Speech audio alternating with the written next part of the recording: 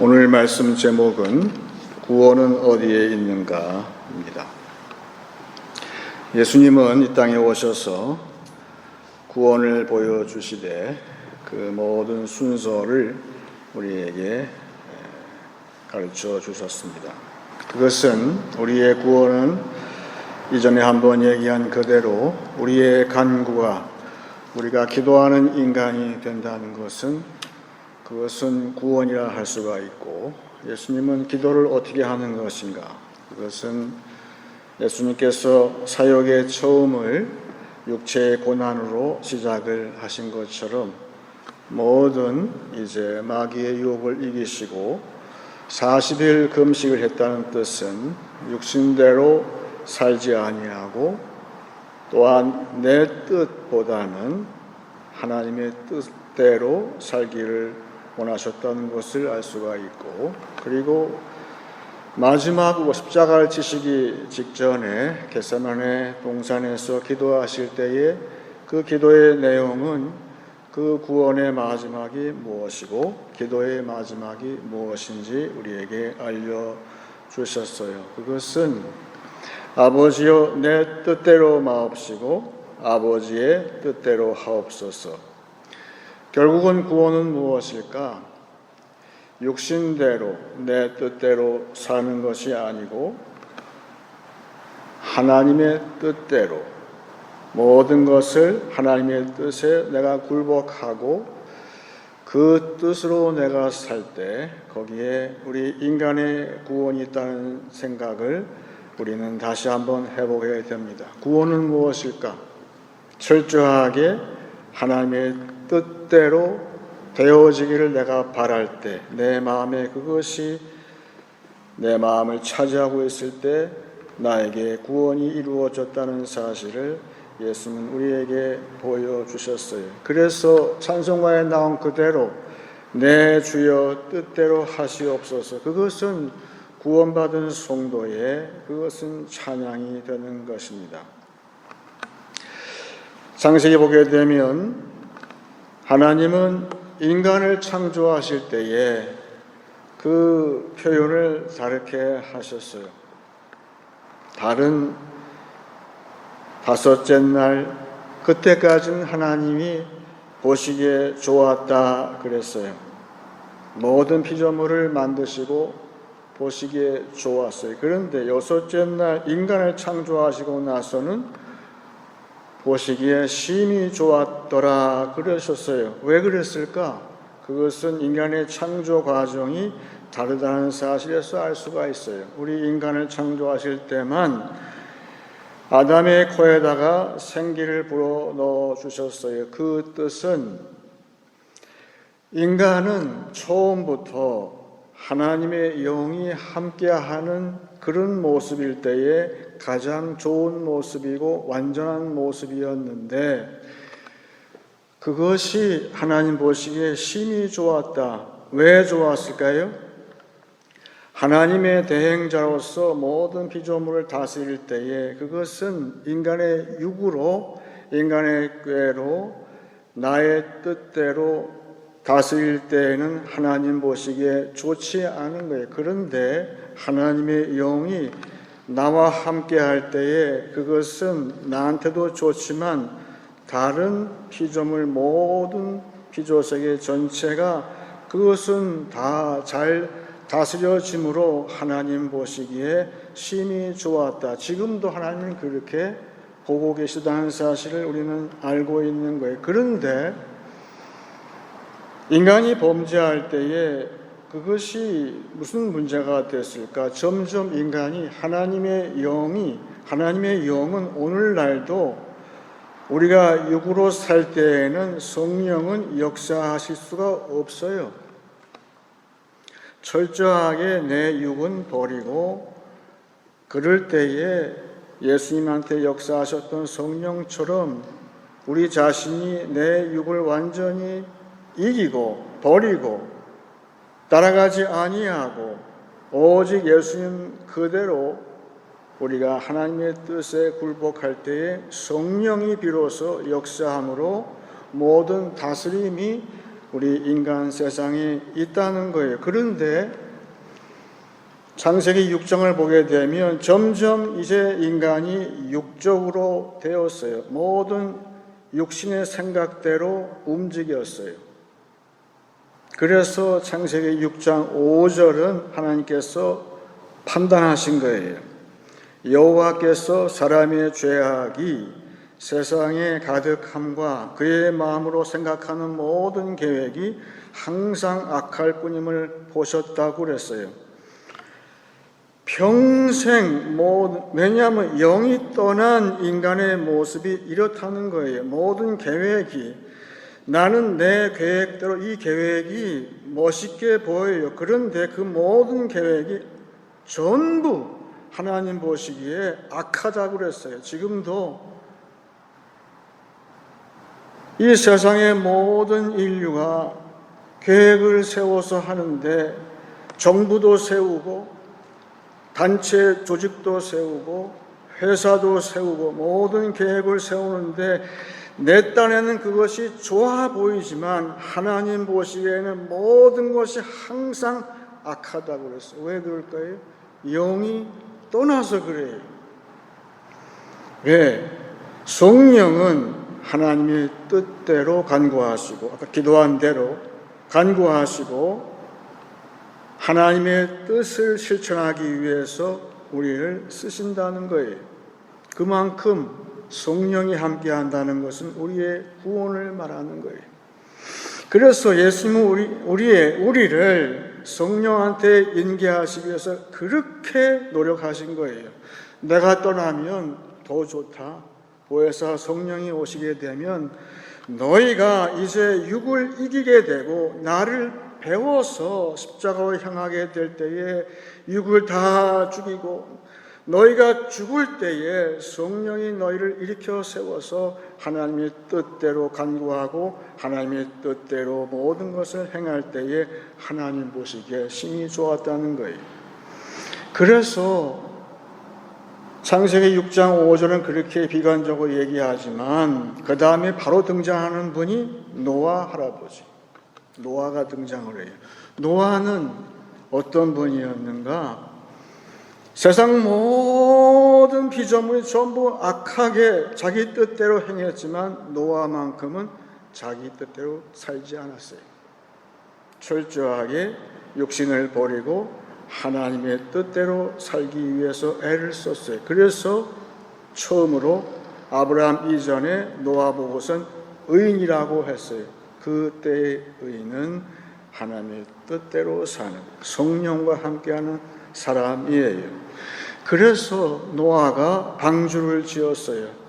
다른 인류는 모든 육신화하고 정욕대로 사는 인류는 전부 멸망을 했지만 노아의 방주, 노아의 식구, 8식구와 노아 안에 승선했던 모든 피조물들은 구원받았어요. 그것이 방주의 구원이에요. 여러분이 알듯이 방주라고 그랬어요. 그건 방주예요. 아크예요. 아크에는 배 같지만 배에는 다 있지만 없는 게 있어요. 그것은 방주에는 키가 없어요. 내 생각대로, 내 계획대로, 내 기술대로 키를 써서 움직이는 게 아니에요. 방주는 그것은 바람이 부는 대로 갔어요. 그래서 마지막에 아라랏산에 도착했다고 되어 있어요. 운전 누가 하는? 내가 하는 거 아니에요. 교회는 지금도 방주인데 그것은 교회에는 키가 없어요. 성령이 움직이시는 거예요. 성령을 따라서 성령이 가라앉는 대로 가는 거예요. 모든 인간의 모든 생각은 다 없는 거예요. 그럴 때에 그 방주를 구원이라 그러는 거예요. 지금도 그런데 한번 상상해 보세요. 모든 세상이 다 육신화해서 다 비기 싫어요. 그런데 노아가 만들었던 방주 안에 탔던 그 모든 피조물, 그리고 방주가 이렇게 물 위에 떠다니는 모습을 보실 때에 하나님이 뭐라고 하셨을까? 그때는 삼중이에요. 하나님이 보시기에 심히 매우 좋았다. 지금도 교회는 방주예요. 구원이에요. 구원이 어디 있어요? 방주에 있어요. 세상은 모두 육신화할지라도 교회만큼은 하나님의 뜻대로 살기 위해서 나의 모든 육신적인 생각을 다 버리고 노아처럼 사는 때, 기도할 때에, 그럴 때에 하나님 보시기에 너무 좋은 그런 구원의 방주가 되는 것이지요. 오래전에 본 영화 가운데 포레스트 검프라는 영화가 있었잖아요. 거기에 청년인데 흔히 바보라고 하는데 지금 보니까 자폐 아이 같기도 해요. 이 사람은 다른 건 못한 한 가지만 해요. 뭐 하라면 한 가지만. 달려하면 달리기만 하죠. 달리기 선수죠. 그래서 이 사람이 이제 군대 마치고 나서 제대하고 나서 그다음 뭐 하는데 어느 날 안 되겠어요. 달리고 싶은 거예요. 달렸어요. 그랬더니 다른 사람들이 뭣도 모르고 그냥 쫄래쫄래 따라서 가요. 무리가 져서 왜 뛰냐면 이유도 모르는 거죠. 그냥 따라가는 거죠. 그런 것처럼 지금은 그것은 어떤 의미로 볼 때는 선한 동기에서 그럴 수도 있지만 요새 보게 되면 뭘 따라가냐 하면 요새는 트렌드를 따라가요. 트렌드가 뭡니까? 풍조를 따라서 뛰는데 왜 거기 따라갑니까? 이유도 없어요. 그냥 따라가는 거예요. 그냥 따라가는 거예요. 오늘 본문 말씀이 그래요. 육신적으로 사는데 베드로 사도는 이야기를 하기를 사람들이 혼자서 악한 꾀를 내서 혼자서 달릴 때에는 큰 문제는 아니죠. 혼자 하는 거니까. 오늘 말씀 보게 되면 사람들이 그냥 때를 지어서 달린다 이거예요. 그것이 오늘 3절 말씀에 그렇게 되어 있어요. 3절 제가 읽습니다. 육신대로 사는 모습을 지금 이야기하는데 그 당 2000년 전에 너희가 음란과 정욕과 술취함과 방탕과 향락과 무법한 우상숭배를 하여 이방인의 뜻을 따라 행한 것은 지나간 때로 족하도다. 그랬어요. 여기에 얼뜻 볼 때 나타나지 않지만 점점 개인적인 악한 모습, 악한 풍조가 아니라 점점 때를 지어서 어느 한 사람이 앞서갈 때에 다 거기로 몰려가면서 집단적으로 그것을 같이 뛴다는 뜻이 여기에 포함되어 있어요. 마지막이 뭐냐면 무법한 우상 숭배를 한다고 그랬어요. 이 말은 무엇인가? 우상 숭배, 여기서 말하는 것은 시각적인 그런 자극적인 것을 이야기하더라고요. 그러고 보니까 2000년 전에도 그런데 지금이야말로 시각적으로 진짜 자극적인 게 지천에 깔렸어요. 사람들은 지금도 시각적으로 굉장히 멋져 보이는 거, 소위 화끈한 거, 이런 거 지금 따라가고 있어요. 그런데 왜 따라가는지도 몰라요. 그러면서 더 한심한 것은 그 다음 4절이에요. 이러므로 너희가 그들과 함께 그런 극한 방탕에 다름질하지 아니하는 것을 그들이 이상히 여겨서 비방하더라는 거예요. 지금도 믿는 나를 보고선 세상이 이야기를 해요. 손가락질을 할 수도 있어요. 너는 어떤 인간이길래 여기에 참여하지도 않냐? 너는 뭐 잘났길래 너 혼자 그렇게 있냐? 그런다는 거예요. 교회는 하지만 이 유혹에 넘어가면 안 되는 거예요. 지금도 교회는 세상 풍조의 트렌드의 악한 꽤 육신의 생각대로 움직이는 그 트렌드를 따라가면 큰일 나는 거예요. 마귀는 지금 집단적으로 그 악한 길로 지금 몰아가고 있어요. 우리는 그 계계를 잘 알아야 돼요. 그러한 육신대로 사는 삶을 부추길 때에 우리는 거기에 초연해서 우리의 갈 길을 가야 되는 것이지요. 중세기에 수도승 두 분이 길을 가다가 갑자기 비가 쏟아졌어요. 소나기가 쏟아졌어요. 개울물이 갑자기 불어나가지고 있는데 보니까 어떤 여자 한 분이 발을 동동 구르고 있더라는 거예요. 왜 그러세요? 물어보니까 저희 집이 이 개울 건너에 있는데 물이 불어나서 제가 건너갈 수 없어서 이러고 있습니다. 그랬더니 수도승 가운데 한 분이 쉽게 그럼 제가 도와드릴게요. 그래서 그 여자분을 업고서 그 불어난 그 개울물을 건너갔어요. 그리고 건너가서 그 여자를 내려놓고 두 사람은 수도원으로 갔어요. 밤에 취침 기도하기 전에 이 다른 친구가 이 친구한테 이야기를 해요. 자네 오늘 그거 잘한 거 맞는가? 우리 수도승은 원래 여자는 쳐다보지도 않아야 되고 그리고 더 나가서 여자를 만지는 것은 안 되는데 자네는 둘 다 그걸 범했잖아. 그랬더니 이 장본인이 하는 말이 나는 그 여자를 그 개울 건너에 내려놓고 왔는데 자네는 아직도 그 여자를 메고 여기까지 왔나? 육신의 생각이 끈질겨요.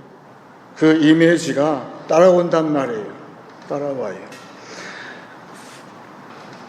그래서 육신대로 사는 것이 무엇일까? 사도 바울은 정리를 기가 막히게 해놨어요. 로마서 8장 13절에 너희가 육신대로 살면 반드시 죽을 것이로되 영으로서 몸의 행실을 죽이면 살리니. 이거 잘 봐야 돼요.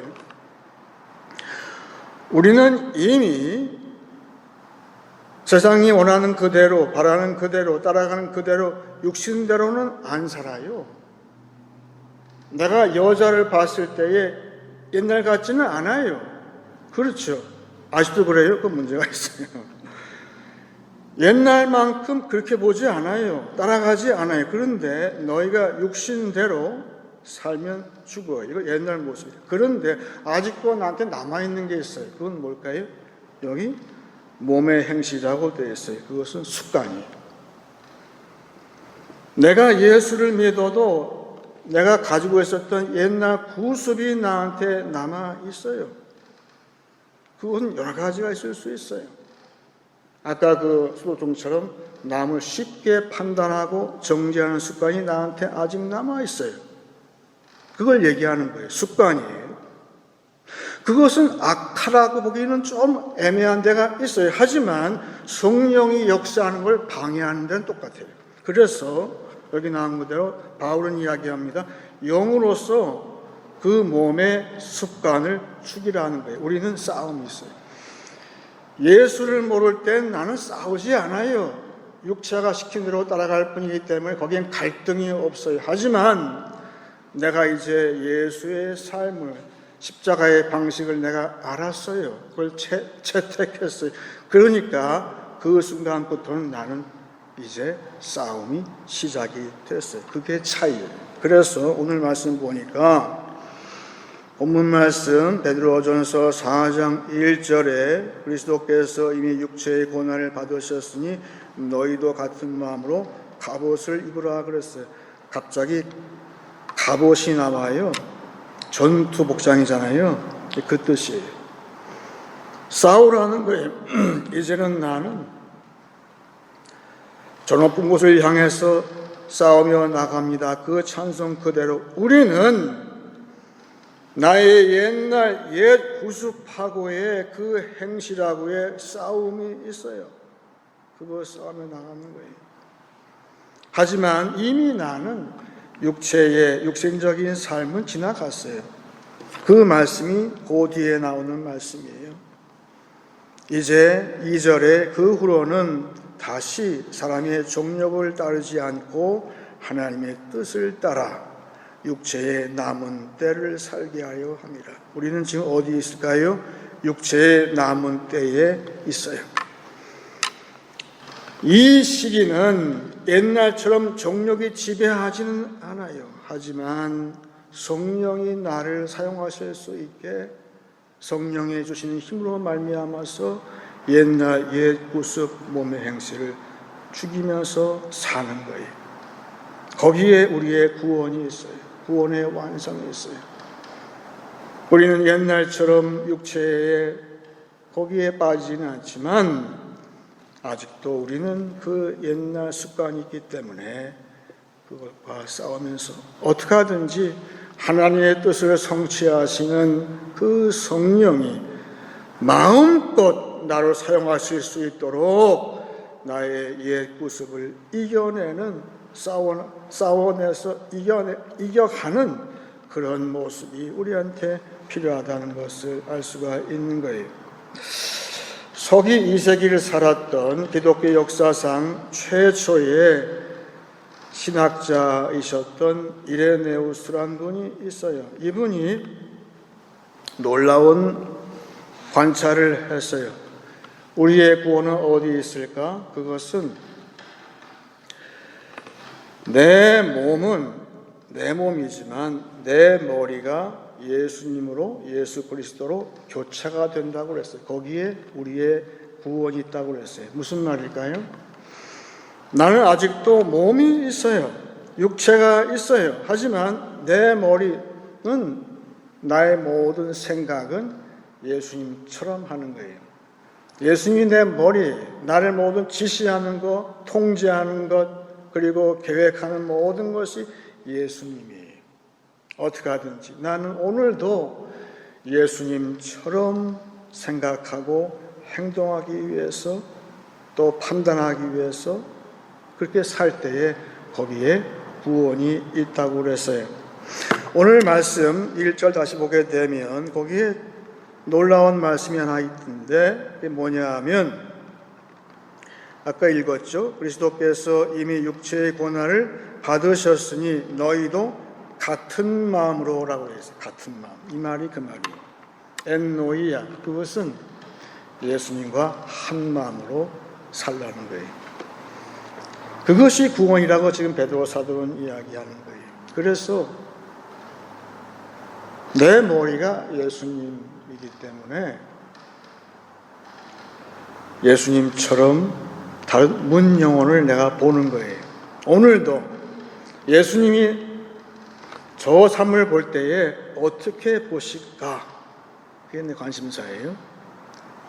내 머리가 아니라 예수님이 머리이기 때문에 예수님이 저 영혼을 볼 때 지금 어떻게 보실까? 복음은 무엇일까? 내가 모든 육체의 고난을 이미 겪었으므로 이제 고난당하는 너도 당신도 이제 뜻이 뭘까? 아버지의 뜻이 뭐냐? 이제 육신대로 살지 말고 아버지의 뜻대로 살기를 원하십니다. 이것이 복음이라는 거예요. 오늘도 그것이 내가 지금 해야 할 일이에요. 나의 구원과 다른 사람의 구원은 이제 무엇인지 알게 되는 것이죠. 이제 말씀을 정리하겠습니다. 하나님의 뜻대로 사는 구원에 이르길 원합니다. 육신대로 사는 세상 가운데에서도 하나님 보시기에 심히 좋은 구원의 방주 되길 원합니다. 멸망케 하는 악한 트렌드를 따라가지 마십시오. 몸의 행실을 죽이는 싸움을 잘 싸움으로 육체의 남은 때를 살기 원합니다. 머리 대신 예수님을 따라 하나님의 뜻대로 묻 영혼을 대하고 이 복음을 전하는 한 주간 되시길 축원합니다. 이제 찬송 549장 하겠습니다.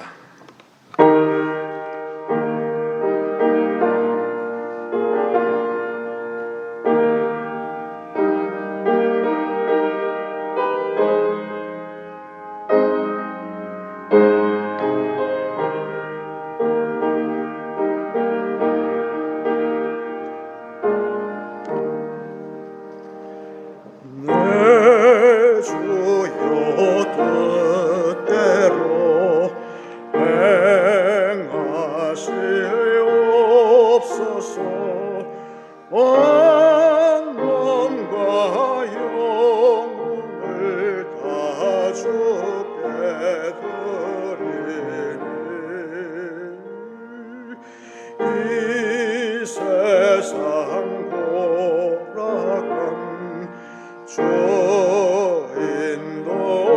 인도하시고 날 주관하소서. 뜻대로 하소서. 내 주여 뜻대로 행하시옵소서.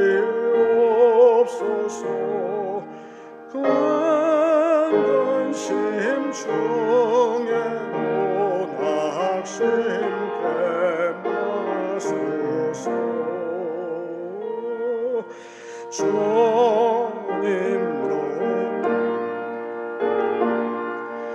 울기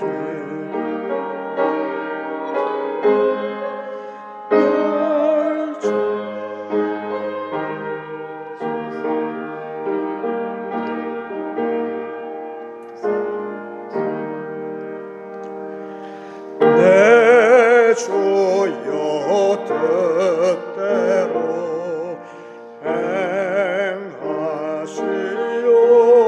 행하시옵소서.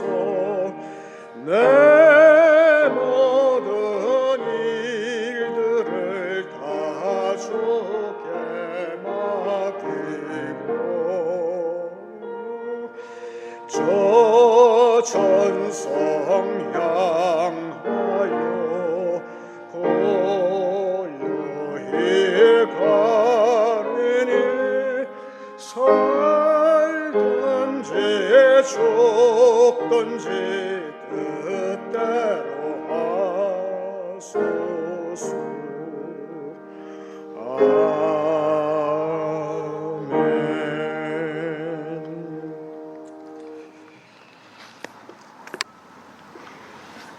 이제 기도할 때에 제가 누가복음 22장을 읽고 기도하겠습니다.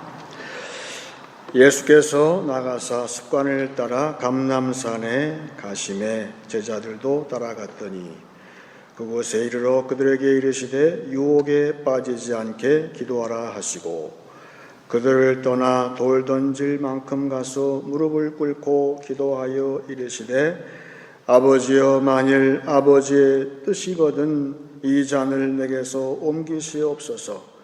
그러나 내 원대로 마시옵고 아버지의 원대로 되기를 원하나이다 하시니 천사가 하늘로부터 예수께 나타나 힘을 더하더라. 예수께서 힘쓰고 애써 더욱 간절히 기도하시니 땀이 땅에 떨어지는 핏방울같이 되더라.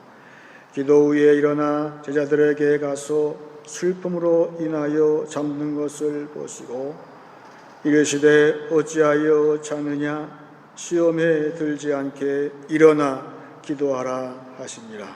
다 같이 기도하겠습니다.